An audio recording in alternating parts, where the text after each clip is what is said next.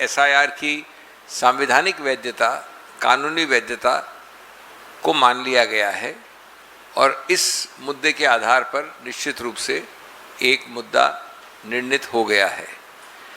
लेकिन 3-4 चीज़ें हैं जो मैं आपको कहना चाहता हूँ। एक तो हुआ नागरिकता का मुद्दा, कई पैराज में है, विशेष रूप से पैरा 171 में है। अब रोचक बात क्या है, प्रश्न जो उत्तर देते हैं, निर्णित करते हैं, उससे और प्रश्न कैसे उठते हैं, विरोधाभास क्या है।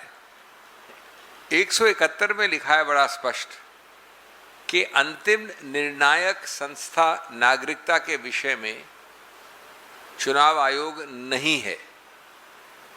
नागरिकता निर्णायक संस्था नागरिकता एक्ट के अंदर कॉम्पिटेंट अथॉरिटी है, जो मिनिस्ट्री ऑफ होम अफेयर्स इत्यादि होते हैं। उन्होंने ये भी कहा है, और मैं कोट कर सकता हूं आपके लिए, exclusive domain of citizenship lies with the competent authority, not by the ECI. और चुनाव आयोग सिर्फ प्रशासनिक रूप से इस मुद्दे को डील कर सकता है। तो ये एक तरफ तो सही बात है, लेकिन इसका विरोधाभास देखिए, बड़ा रोचक है। चुनाव आयोग नागरिकता निर्णित नहीं कर सकता है अंततोगत्वा, और ये भी लिखा है कि जहां नागरिकता का प्रश्न उठता है तो उसको, यानी चुनाव आयोग को, उसको रेफर करना होगा कॉम्पिटेंट अथॉरिटी को, जो मिनिस्ट्री ऑफ होम अफेयर्स है, और उनका निर्णय बाध्य और फाइनल होगा। तो अगर ये बात सही है तो आपने देखा कि सभी 12-14 स्टेट्स में 7.5 करोड़ लोगों को जो हटाया गया, प्राथमिक रूप से तो कम से कम नागरिकता के आधार पर हटाया गया ना। तो ये कैसे हुआ कि उनकी नागरिकता निर्णित करने से पहले उनको हटा दिया? जो 7.5 करोड़, मैं एक प्रदेश की बात नहीं कर रहा हूं, सभी प्रदेशों को मिला के, नाम हटे या इन्वेस्टिगेट हुए या बदले गए इत्यादि इत्यादि, अगर सिटीजनशिप एक्ट, नागरिकता कानून के अंतर्गत ये निर्णित हो सकता है सिर्फ, और उसके लिए एक अलग कॉम्पिटेंट अथॉरिटी है जो एडजुडिकेट निर्णय लेती है, तो पहले वो करना चाहिए, न कि उसी आधार पर पहले उनको वोट से निष्कासित किया गया, उनके वोट को छीना गया एक ऐसी बॉडी द्वारा जिसको उच्चतम न्यायालय ने कहा है कि उसका कोई हस्तक्षेप, कोई अधिकार क्षेत्र नहीं है नागरिकता में। मुझे थोड़ा दुख है कि ये विरोधाभास खुद जिसको नोट किया है उच्चतम न्यायालय ने, लेकिन पूरा महत्व नहीं दिया। दूसरा,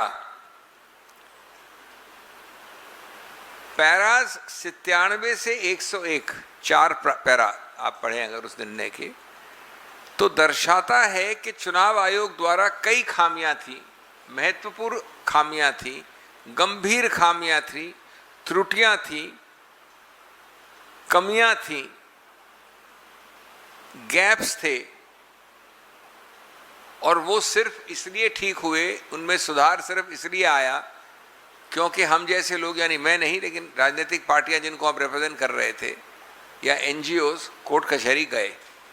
ये माना गया है 97 से 100, पैरा 100 में, यानी एक उदाहरण, आधार को जोड़ा गया, चुनाव आयोग ने नहीं जोड़ा था ना, ये याचिकाओं द्वारा जोड़ा गया।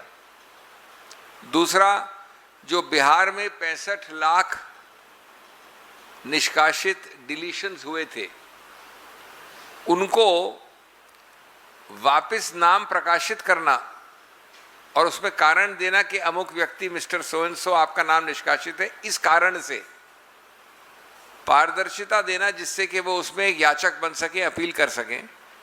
ये भी बात 65 लाख वोटरों के विषय में बिहार में ऐसी याचिकाओं से हुई जो कांग्रेस ने की, हम लोगों ने की, और लोगों ने की, और पार्टियों ने की, और एनजीओज ने की। अलग अलग प्रदेशों में जो राजनीतिक पार्टियों को पार्टी बनाया गया उच्चतम न्यायालय द्वारा, इम्प्लीड किया गया, और बाद में BLAs, बूथ लेवल एजेंट्स को इन्वॉल्व किया गया, पैरालीगल्स को इन्वॉल्व किया गया, ये सिखाने बताने के लिए किस प्रकार से फॉर्म भरा जाता है। ये भी एक खामी उच्चतम न्यायालय के निर्णय, ये कई सारे ऑर्डर्स हुए थे उच्चतम न्यायालय द्वारा पिछले 2 वर्षों में, आंतरिक ऑर्डर्स, उनके अंतर्गत हुआ ये सब। तो इसमें विरोधाभास क्या है, इसका अभिप्राय क्या है कि चुनाव आयोग ने जल्दबाजी में खामियों के साथ, त्रुटियों के साथ, कमियों के साथ एक प्रोग्राम घोषणा की, और अगर वो प्रोग्राम बिना सिविल समाज के हस्तक्षेप के, बिना एनजीओज और राजनीतिक पार्टी की याचिकाओं के चलने दिया होता तो ये सब खामियां रहती, ये सब बदली, सुधार हुआ और स्टेबलाइज हुई उच्चतम न्यायालय के आंतरिक आदेशों द्वारा जो इन्हीं पार्टियों संस्थाओं ने मांग की। तो विरोधाभास क्या है, ये सब नोटिस किया उच्चतम न्यायालय ने पैरा 97 से 100 में।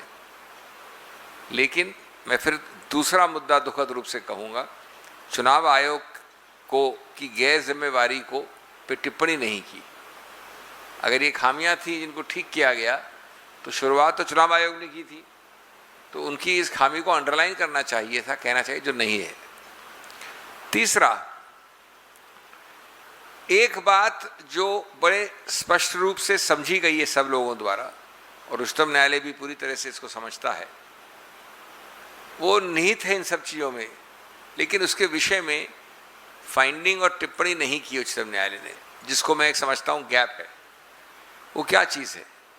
इन सब चीज़ों का एसआईआर का, चुनाव आयोग का एक मूल जो त्रुटि है, फंडामेंटल डिफेक्ट है, जिस कारण से ये सब मापदंडों का उल्लंघन हुआ, वो है कम समय सीमा, अल्प समय सीमा, अत्यंत कम समय में काम करना सैकड़ों की तादाद के विषयों में। बिहार में वो समय सीमा थी 4 महीने लगभग, पश्चिम बंगाल में वो समय थी 4-5 महीने। तो प्रश्न ही उठाया जाता है कि जो जल्दबाजी थी, 7 करोड़ थे, 65 लाख थे बिहार में, बाद में उनको जोड़ा जाए अपील में, लेकिन अब समय नहीं रहा, चुनाव आ गया। ये सब अगर आप अगले वर्ष वाले चुनावों के लिए शुरू करते, उसी एसआईआर को, उसी तहकीकात को, उसी संशोधन को, उसी सफाई को, प्योरिफिकेशन को, तो अगर आप 1 वर्ष पहले शुरू करते तो ये सब प्रॉब्लम नहीं होती। क्यों जानबूझ कर चुनाव आयोग ने हर जगह 3-4 महीने के अत्यंत अल्प समय में, जबकि इतने सैकड़ों की तादाद पे लोग नहीं कर सकते निर्णित, ये काम क्यों किया? इस पे भी दुर्भाग्य है कि उच्चतम न्यायालय की टिप्पणी नहीं आई है।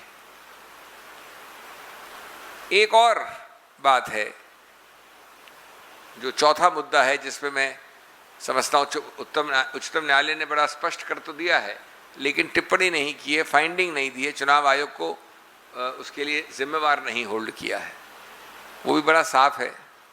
वो ये है कि चुनाव आयोग निष्कासित आपको पहले करता है लिस्ट से, एक्सक्लूजन, डिलीशन, और निर्णय आता है बाद में, और उस पहले और बाद के बीच में चुनाव हो जाता है। तो अगर निष्कासन पहले और निर्णय बाद में, तो इसका औचित्य क्या है? ये वही समय सीमा वाली बात से जुड़ा हुआ है।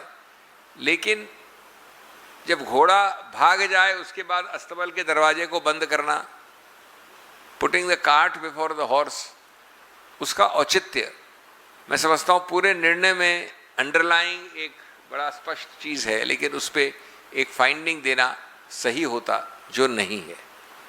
कोई नहीं कहता कि आधार नागरिकता का प्रमाण पत्र है। 198 पैरा में लिखा है कि इसी प्रकार से राशन कार्ड भी नागरिकता का प्रमाण पत्र नहीं है। सही बात है।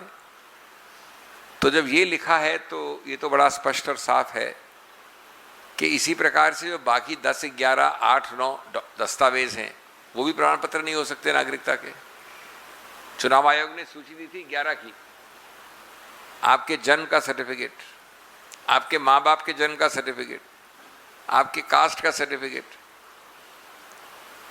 आपके 10वें कक्षा के परिणाम जो एग्जाम का है उसका सर्टिफिकेट। तो मैं मानता हूं कि जब आधार नागरिकता का प्रमाण पत्र नहीं हो सकता, राशन कार्ड नहीं हो सकता, ये भी नहीं हो सकते। लेकिन ये जो पूरी एक्सरसाइज की है चुनाव आयोग ने, ये इन्हीं दस्तावेजों के आधार पे तो की है। तो निष्कासन पहले, निर्णय बाद में। और एक अंतिम बात जो चुनावों के बाद की बात है, लेकिन वो भी एक बहुत बड़ा प्रश्न चिन्ह उठाती है।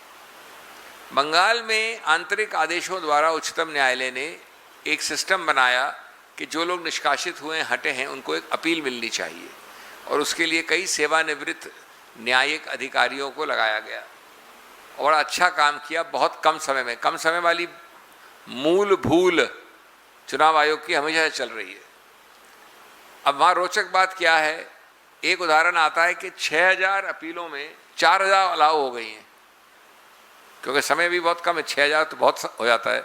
अभी कोई 2-3 हफ्ते हुए, 1 महीना हुआ है चुनाव परिणाम आए हुए, उन 3 हफ्तों में 4000 अपील अलाउ हो गई हैं एक जगह, एक प्रदेश में 6000 में से। कहते हैं कि 80% अपीलें अलाउ हो रही हैं। इसका मतलब क्या हुआ? ये एक महिला हैं, इनको हटा दिया मैंने, इन्होंने एक याचिका डाली, वो याचिका 80% केस में अलाउ हो गई कि भाई इनको हटा नहीं सकते थे आप, लेकिन चुनाव तो खत्म हो गया। तो अगर 80% याचिकाएं एवरेज औसतन रूप पे सफल होती हैं, तो क्या चुनाव पे एक बहुत बड़ा प्रश्न चिन्ह जो कि खत्म हो गया, पूरा हो गया, परिणाम जिसका प्रकाशित हो गया, उसमें प्रश्न लगता है कि नहीं? इस बात पे भी आंकड़ों के आधार पर उच्चतम न्यायालय को टिप्पणी करनी चाहिए थी।